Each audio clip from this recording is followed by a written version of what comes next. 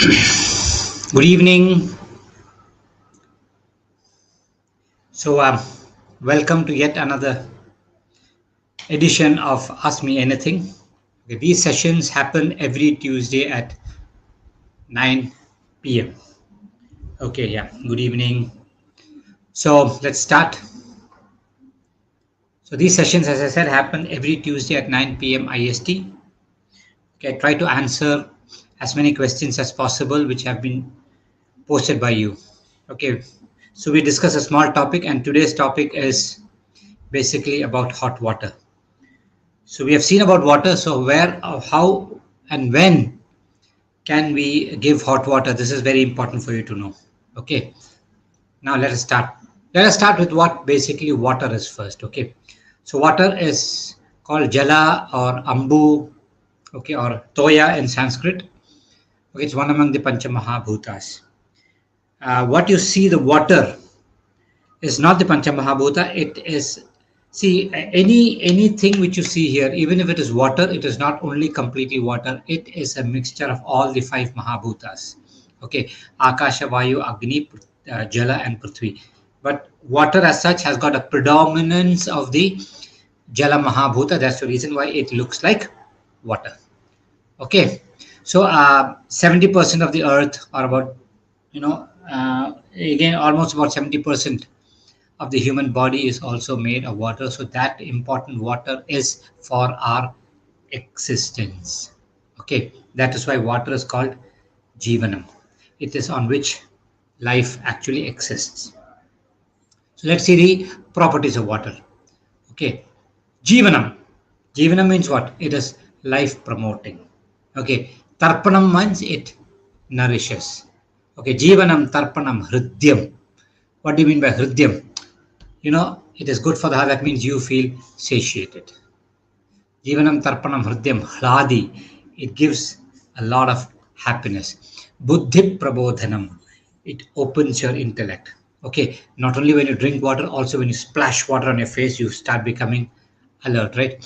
So then a lot of things happen to Tanu. It's actually light. Avyaktarasam.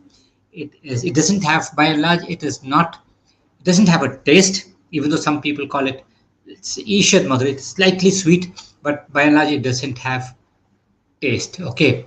Laghu, it is light. Okay. And these are generally the properties of what do you call water. Okay, so now let us see what all other things have been mentioned about water. Now, what are all the contraindications of water? When you have got extremely low digestion, okay, that means you are not hungry at all, you have got extremely low digestion, don't consume water. When you have got anemia, okay, you're pale and you're anemic, don't drink water. These are contraindicated. Okay, when you have got water retention in your tummy, ascites. Okay, IBS, Grahani Roga, because the moment you eat food, you feel like passing motions. And retention of food in the tummy is not happening. You're passing motions frequently. You have got swelling all over the body. Okay, when you have got too much of diarrhea, and okay, you have got hemorrhoids or piles. So in such conditions, water has been contraindicated, but it doesn't mean that you're not. But if you feel like drinking water, you have to drink little bit of water. Okay, that means drink water little by little. Don't drink a lot of water. So that's what it means. Okay. So now, what are the general indications? In Sharad and Grishma Ritu, okay, in autumn and in summer, you can drink water really well, because at that time the sun is also slightly hot. Okay, you will feel dehydrated, so you can drink water. In all other seasons, okay, you are supposed to drink water only little by little, even for a healthy person. Okay, in the sense, if it is the rainy season or if it is the winter, it's slightly cool outside, you don't sweat too much, you need not drink so much water. So you don't have a fixed amount of water that you have to drink. So other seasons other than Sharat and Grishma, it is for everybody, even for a healthy person, you should drink water little by little, not don't over drink water. Okay. Water can actually be consumed before food, during food, or even after food. You'll see a lot of people say, that you are not supposed to drink water before food because it will dilute your acids. Ayurveda doesn't mention any of those things. You can say you can drink water before food, after food, or even while consuming your food. Okay, it is not at all a problem. Now, hot water. When we come to hot water, so hot water is actually an appetizer. You drink not in excess. Okay, when you drink water, little hot water is actually an appetizer. When you drink hot water even too much, that can also lead to indigestion, because water by the end, it cools. So when you drink hot water little by little, or little hot water, that heat, it actually makes you feel hungry. It also helps you digest food. Okay, it can clear your throat. You have seen singers, when they've been singing for long, or people who talk, they drink hot water to clear the excess phlegm which comes in the throat. It is light because it is boiled. Okay, then it also helps you clean the bladder. Okay, so when you've got hiccups, or when you've got cough and you've got breathing issues, hot water, when you drink little by little, it actually helps you manage that. So, hot indications of hot water is very, very important. And there are certain rules also that have been told about, okay, hot water, which is very interesting. Okay, so hot water rules. So boiled and cooled water. Most people have got the habit of doing that. They boil water and cool it. That water is actually lighter than normal water. The moment you boil it, it becomes slightly lighter. It doesn't increase the kapha too much like normal water increases. Okay, so but boiled water, when you boil water, don't leave it overnight. In the sense, you boil water at night, you leave it to cool and consume it the next day. That is not good. Whatever you get up in the morning, boil the water, finish it throughout the day. Okay, don't carry forward boiled water.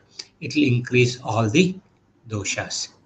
And some people, they take hot water, and to cool it, they pour cold water into it. Never do that. Never mix cold and hot water. You have the patience. If you are drinking hot water, if it's too hot, wait for some time so that it cools a little bit, and then consume. Okay, and after you have drunk normal water, cold water, don't drink hot water on top of it. You give enough gap for it to basically digest. Okay, same way, and after you have taken hot water, don't drink cold water on top of that. This is not good at all. And as far as hot water goes for pouring on the body, okay, when the season is cool or cold, you can actually pour cold water, but that too only for, below the neck. For the uttamanga, or for the head, you are not supposed to pour hot water. Why? Tvena uttamangasya balahrit kesha chakshusham. Balahrit. It reduces the strength of your eyes and of your hair. So never pour hot water on your head. Okay. So you can start asking your questions. I'll start taking questions. Let me start.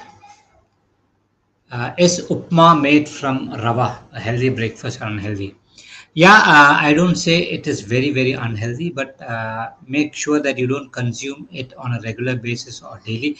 One good thing about upma is that you are actually making it then and there. In my opinion, if you compare idli or if you compare upma, I would say, I personally would say that upma would be a better choice than idli, because you are making it then and there. It is actually good. Okay, but don't overdo it. As per Ayurveda, is acidity due to excess acid or less acid in stomach?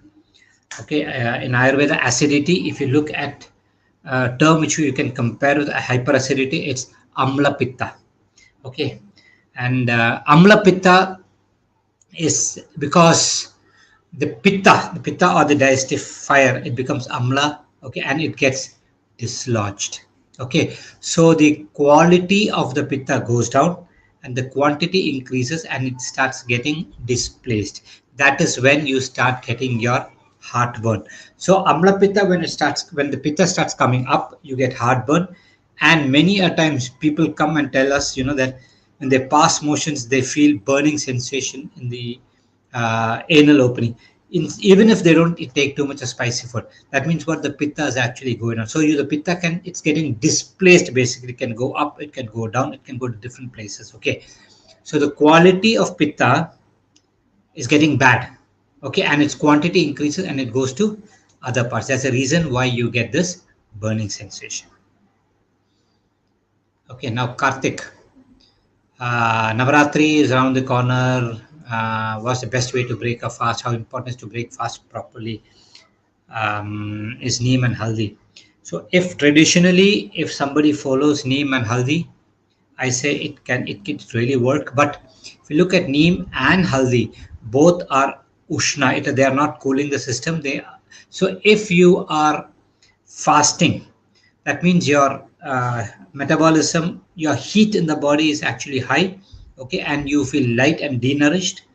So if you consume haldi and neem in the morning on empty stomach, it can actually increase the heat in your body. Okay. But if you're consuming that in water or with coconut water or with milk or something which can balance that heat, then I feel it is actually good. But in Navaratri, when you say fast, breaking the fast in the evenings, I would say the best thing for you to consume first would be coconut water. Coconut water is a very good thing for breaking fast, and also milk. Some people might find it difficult, so coconut water is a good option. If you can handle milk, milk is a very good option. You can dilute the milk and also have it with a little bit of sugar in it. So that is the way you can break your fast. But as per your custom, if you've got different ways of breaking the fast, I would say you should follow that. But my one thing which I want to tell you is, when you are fasting and your stomach is extremely empty, don't eat food which are heavy and difficult to digest. The body won't be able to take it. So always break your fast with something very light and easily digestible.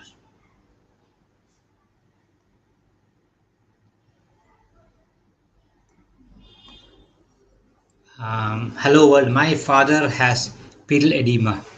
Pedal edema is swelling of the feet.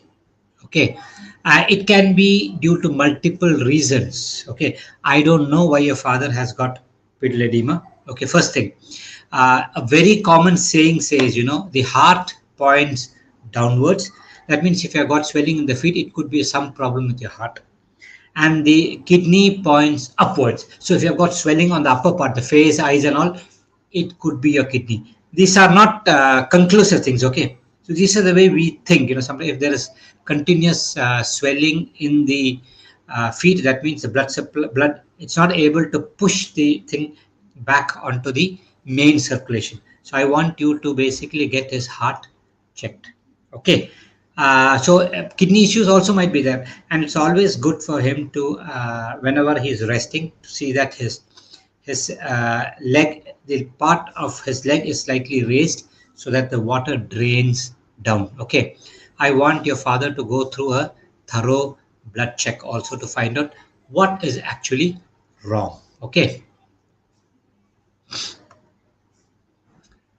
Drinking more water on empty stomach helps in passing motions? Oh, that's a question, right? I am not sure, Shashikar, drinking more water. But what happens is, the moment people get up and they drink water, okay, I would say you can drink might be about 300 to 500 ml of warm water. What happens with water? It will not help you pass motions. Okay, what happens when you drink that water? Water is passing through your stomach into your intestines. So when something is passing, the intestines automatically start to move, the peristalsis, and that peristalsis gets into the large intestine, it gets into the rectum, and so that when the peristalsis starts, you feel like passing motions. Okay, so water is only one way in which that peristalsis starts. Okay, it can create a little bit of pressure, I don't deny that, but the main reason why you drink water is to create that peristalsis movement so that you evacuate. Okay. PA. Would you please suggest some do's and don'ts to cure knee popping sounds? My Prakriti is Vata Kapha Prakriti. Hi, Pierre. Knee popping sound is very, very, very common. You don't have to be too worried about it as long as it doesn't create too much of discomfort. That sound is fine. Okay. Okay. It is. So when I do this, I can hear the sound. Tuck, tuck. All those things are fine. When you do this, you hear that. But if you're continuously hearing tick, tick, tick, tick, tick, tick sounds from every time you move your joint, then I would say, it's high time that you strengthen the muscles around your knees. You do a little bit of exercise specifically to strengthen the muscles around the knees. Okay, you can apply oil and all those things are fine, but you have to see that you don't put on too much of weight and see that you do exercises regularly to get your muscles toned. But tick tick small sounds and all, don't worry at all. Is Avipattikara good for Amla Pitta? Yes, Avipattikara Churna is a mild laxative also, and if but you should be very careful when you take Avipattikara Churna, especially for people who have got the sugar very high, because Avipattikara Churna contains sugar also. So you take it after food or sometimes at bedtime. It will help you pass soft bowels, and the acid is basically taken out. And Avipatikara Churna works for Amla Pitta only if you are also taking care of your food and your lifestyle. Okay, this is only medicine. So food, as she said, Ahara, Vihara, Vichara, Aushadha. The food, your lifestyle, and your stress and thoughts and all those things, Vichara, and then comes Aushadha. Ayurveda is only the Aushadha here, okay? Other things also have to be taken care of.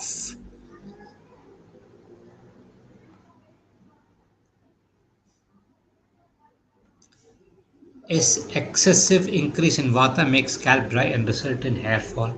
Yes, Shashikar. Okay, if you look at hair fall is basically tridoshik. Okay, and when you look at hair fall has been classified under Kshudra Rogas, or the disease without too much of importance, where too much of importance has not been given. Okay, in the sense, that is not life threatening, or it doesn't basically disturb the body's, probably your confidence and all those things. Yes, I do agree, but it is not harmful for the body. So it has been classified under Kshudra Roga. So Kshudra Roga means, the how to manage it. So when it's small disease, imbalance also is not, it's not a major imbalance. Yes, you do have a little bit of imbalance, but the imbalance is mostly locally for Kshudra Roga. So when you have got, see, where the nourishment is basically from kapha. Okay, so when there is too much of vata, the kapha does not reach, it becomes dry, and the nourishment actually does not reach the hair follicles. So nourishment goes down, and that is one reason why hair thinning happens. But when pitta really goes up extremely high, the hair follicles go through their life cycle faster than normal and they fall off. And when kapha is high, like congestion and all those things, nutrition basically fails to reach the hair roots. So it's basically, you should know how to balance the scalp for good hair growth. Okay, so excessive vata will lead to hair thinning. My father has recently been diagnosed with spondylitis arthritis. Okay, so he's got problem with his, which part of it could be the neck? I don't know, neck or lower back, whichever. Okay, it could be cervical spondylitis or lumbar? I don't know. So whatever it is, as I said, is the same thing. Karthik. When you look at the spine, you have got one bone below the other, and you have got muscles inserted in between. So the muscles are actually the shock absorbers of the spine. So so whenever the muscles are toned means they're shorter and tight. So when they're shorter and tight, they hold the spine in place, and there's a gap which is being created. But when that area is not exercised much, the muscles become weak. So this really start hitting, and there will be nerves in between, and nerves get pinched, and you get pain, what do you call, radiating pain, numbness, and all those things. And after a point of time, you get disc prolapse, and then you start getting degeneration also. Okay, So it all depends on Karthik. It all depends to what extent his arthritis has progressed, the degeneration has progressed. Treatment depends upon that. But either way, see, through Ayurveda, yes, once you get admitted to hospital, yes, we have got treatments where we do the strengthening of the muscles and a little bit of realignment of the spine, and all those things will definitely help him. Apart from that, after treatment, he should be very clear about what kinds of exercise he has to do to keep the spine strong. Okay, hope that is clear. Um, Yeah, recently I visited a naturopathy session and they are all against consuming milk and milk products. They say animals like elephant and horse don't drink milk. Okay, I see there have been different kinds of studies as far as milk goes. If you look at um, Indians, at least people from the Indian subcontinent, we had cows, we had goat, all of us had, in those days in our own family, and we are used to drinking milk. I don't say milk is bad. Probably the source, if you're not getting the right kind of milk, if you're getting milk from the animals which have been injected hormones and all those things, then that milk might not be good for you. Otherwise, milk per se, in my opinion, it's not good. And Ayurveda considers milk to be a superfood, just for one major reason, because you will not find any other. Okay, I have not found. Okay, you will not find any other substance which can pacify hunger, thirst, and emotions at the same time. You look at a small child, okay, child, when it is born, when it is thirsty, it drinks milk. When it is hungry, it drinks milk. When it is sad, it drinks milk. When it is happy, it drinks milk. So milk can pacify a lot of things at the same time. That's the reason in Ayurveda we consider milk to be superior. Okay, so if you're somebody who's okay drinking milk and you like drinking milk, then you can consume milk. Okay, how much gap between hot water and lukewarm water?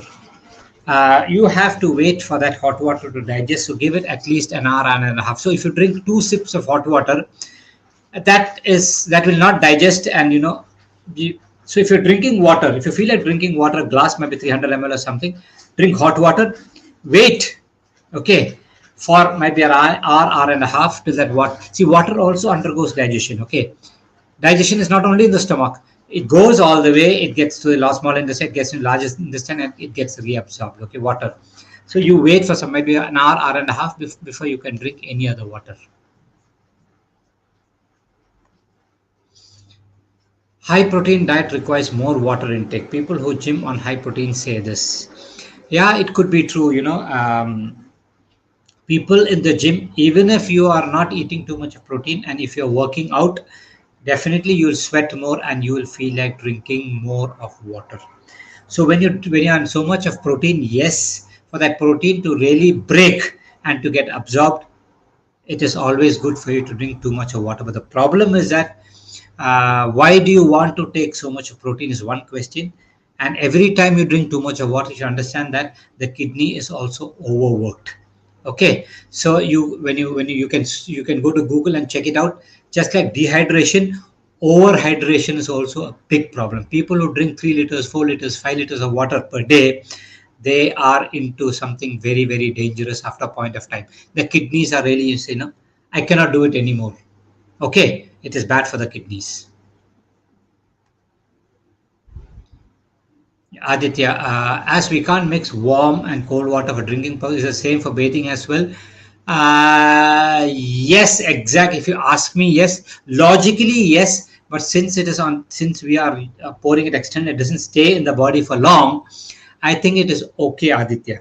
Okay, that means you bring hot water and mix a little bit of cold water, and it's there on your body hardly for about 5-10 minutes. It's fine. But otherwise, when you're drinking water, it stays in a system for maybe a couple of hours before it is excreted. Okay, so as far as drinking goes, don't mix hot water, don't mix cold water into hot water to make it warm for you to drink. If you can probably, boil that much of water and wait for it to cool down, I think that's actually a good question, but I don't think that matters too much.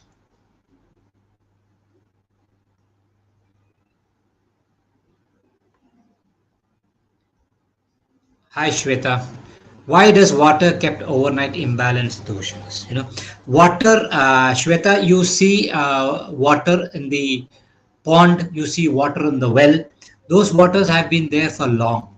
Okay, they come overnight, then they go next night, then they go. They don't create any problem. Let me make that very clear. Only water which is boiled and kept overnight is a problem. Okay, if you notice, when you boil water, what happens is water is basically being cooked. Okay, it is like a vegetable. Vegetable, if you keep it overnight, is not a problem. But if you cook a vegetable, that means you kritam. That means you have processed it. The moment you process something, okay, and then keep it overnight, that is when tamas gets into it. So anything which is carried forward overnight, which is cooked, is not advisable. Same thing applies to water also, Shweta. Hope that is clear.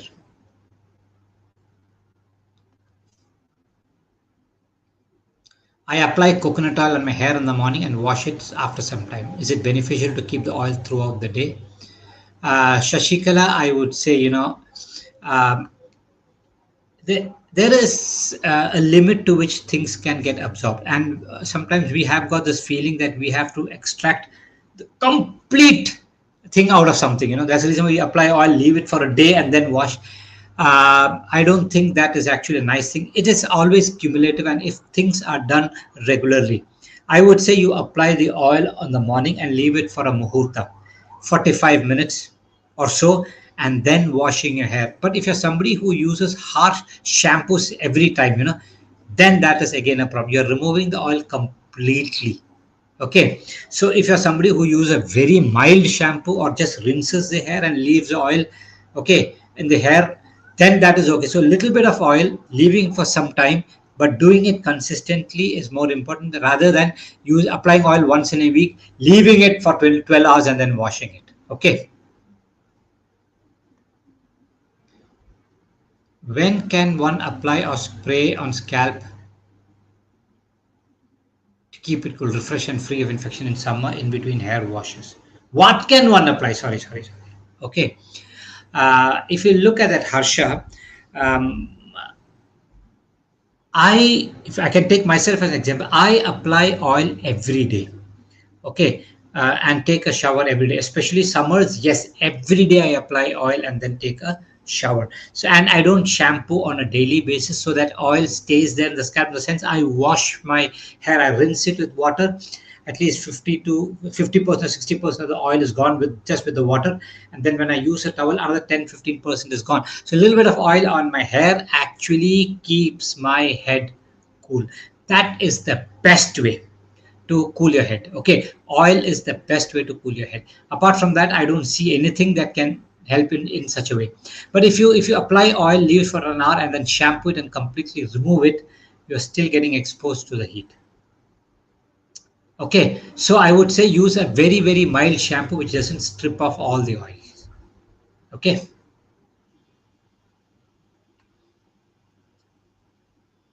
Can we store hot water in insulated flask? Yeah, Subhash, that is what the new technology has brought into. Like we store vegetables and food and all those things in the refrigerator. Okay, is it good or not? It's a good question. Likewise, storing something which is hot in the flask, is it good or not? It's something which we have to. I'm not 100% sure about it, but as far as science has progressed and they're able to keep it hot like that, it could be good. Okay, I don't know what to say about it, but it's actually a very good question. So I think it is safe. Harsha, how does Abhyanga with Kansa one help? Which sesame oil is best black or white sesame? Kansa is basically Panchaloha, right? Kansya. So, you know, um, they apply oil and under the feet, and they use Kansa vessel to massage, and then, you know, Kansa it is something which will balance all the three doshas. So it is actually good. But sometimes they show, you apply a little bit of ghee and you rub it with Kansa, and then you see black color. They say the toxins have been removed. I don't think that really works that way. just because of your body heat and all those things being applied to the cancer heat, black color is being generated. That, in my opinion, is not the so-called toxins which is being removed.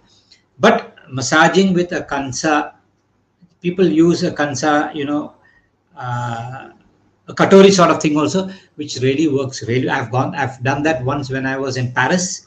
Okay, I'd been to a Ayurvedic conference and they did it for me. It was very, very, very, very relaxing. Okay, now second part, the black sesame is actually good, and the white sesame, if I'm right, it is the black skin of the sesame removed and the inside one that is being exposed. That's the reason why it is white.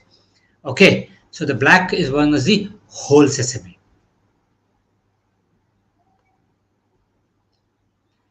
If given an opportunity, would you like to shift to USA?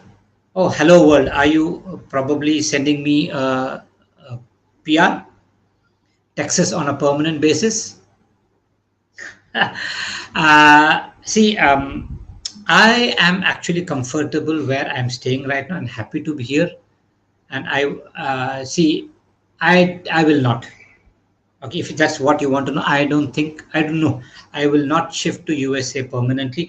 I've been traveling to USA once in a while, and I've done it last year. Probably this year, I'm not very sure.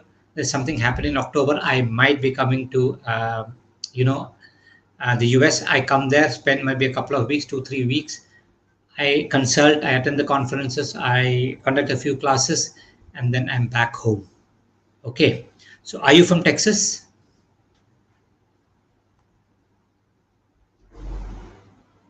Is fruit salt and Ayurveda preparation? I don't know exactly. I have not gone through what is, but I noticed that the moment you take it subsides a lot of acid. So it is very clear that to pacify acid, it has to be base, right? So definitely, it is something which is a base. So I don't know. I've not seen anybody say that it's an Ayurvedic preparation. Can castor oil on head cool the body? I'm not very sure about that, Subhash, because castor oil or Eranda Thaila. Eranda Thaila is snigdha. It is slimy, extremely slimy, but it is not considered to be Shita. It is Ushna. Okay. So, but if you're somebody who is used to applying castor oil and feeling good about it, yes, it will actually help you prevent the heat from hitting the scalp. But by nature, castor oil is not something which will cool. It is warmth generating. Okay, heat generating. Okay. So you are from Texas. Okay, if something is happening in Texas, any conferences or something, you can see that I'm invited. I can be there. I can talk. No issues, and we can spend some time in Texas. No problem.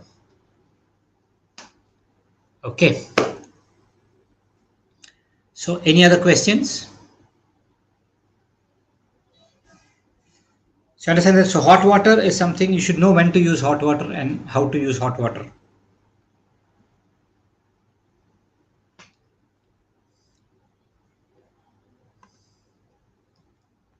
Hi Aditya. There is something. There is an ongoing Ayurveda class happening every Tuesday at 6:30 to 8:30. Okay, that's been happening from the January 2024. That means it's almost more than a year now.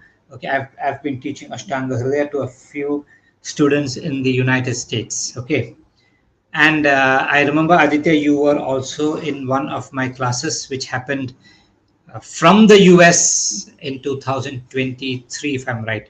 So we haven't scheduled one yet. Okay, I might be conducting a class, basically on the basic principles of Ayurveda so that people can understand how Ayurveda really works. So if I'll just send out a poll if people are interested. If there are enough people who want to go through the basics of Ayurveda and try to find out how Ayurveda really works, we can have a short, might be a few hours of class, maybe 2 hours or 3 hours on a weekend where we can, I think then if you're interested, then we can go through the basics of Ayurveda. Good, Aditya, let's see. After workout or walking in the morning, massage the body with white sesame oil will help reduce vata, which is increased due to workout. Is this a statement or what is this? See, normally you can apply oil and then you can do the mardana or exercise and all those things you can do even after applying the oil. And the oil, in Sanskrit we call that taila, where in Hindi you call that tel. Okay, tilat tailam, that which comes from tila or sesame. Okay, that's the reason why that is called taila. And it is, I don't think it is white sesame oil. The best is always black sesame oil. You can actually apply the oil before you go for a walk, and then you can go for a walk. And all exercises and stretching and all those things can be done after you have applied oil. Yes, sesame oil will definitely reduce vata and kapha, and it will increase the pitta a little. Your metabolism actually increases a little bit after you have done that abhyanga. Where to start to learn some rudiments of Ayurveda? How do I put that? Okay, there are a lot of books out there. If you notice, there is one book called Everyday Ayurveda written by Dr. Bhaswati Bhattacharya, which will actually help you. I can just type it. Okay, it might help you. Everyday Ayurveda by Dr. Bhaswati Bhattacharya. This will something, which will very, it's basically how you get up in the morning, how you take shower, what all you do things, basics, dinacharya and all those things have been mentioned really well. Okay, by her. It's a very interesting book. And let me see, I have actually written a book and kept it. I'm not very sure how to, because it I don't know whether it will be easy for somebody who is new to Ayurveda to understand. Okay, for me it looks a little bit like more like a textbooky thing, so I'm trying to make it slightly lighter. Probably it might feel a little bit, chewing a cardboard, so I'm trying to make it lighter so that I can come up with a book which also contains my conversations with my granddad, which I had when I was a child, his inputs and all those things. Yeah, let me see, keeping fingers crossed if I can get it out. Okay. Sunita, yes, I should find time. Probably one of these weekends, next financial might be April or May. Okay, one weekend, if you can come up with a few hours of class, live session classes, and where you can also ask a few questions. I think that will be really good. Let me see. Let me plan thing. Okay, I'll probably take out a poll and see how many people want to join. Okay.